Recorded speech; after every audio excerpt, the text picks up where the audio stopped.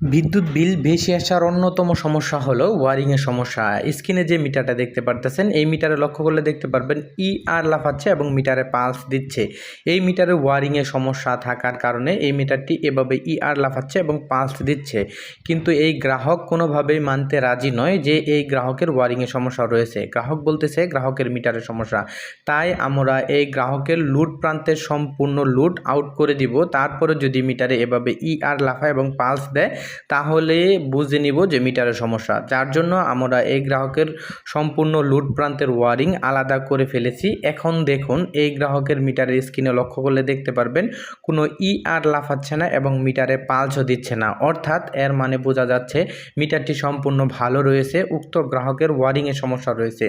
এই গ্রাহকের ওয়ারিংয়ে যে সকল সমস্যা থাকতে পারে, লুট প্রান্তে গ্রাহকের লুট প্রান্তে সম্ভবত আর্থিং রডের সংযোগ সরাসরি থাকতে পারে বা মেইন সুইচে আর্থিং রডের সংযোগ থাকতে পারে।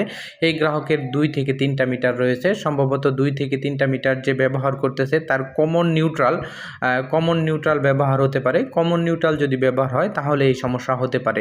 এই সমস্যাগুলো অবশ্যই সমাধান করে আলাদা আলাদা ওয়ারিং করে নিতে হবে, তাহলে এই গ্রাহকের বিদ্যুৎ বিল কম আসবে। আর এই সকল সমস্যা হলে অবশ্যই ওয়ারিংয়ের সমস্যা সমাধান করতে হবে। ওয়ারিংয়ের সমস্যা সমাধান না করে মিটার যদি 100 বারও পরিবর্তন করেন তাহলে বিদ্যুৎ বিল কম আসবে না।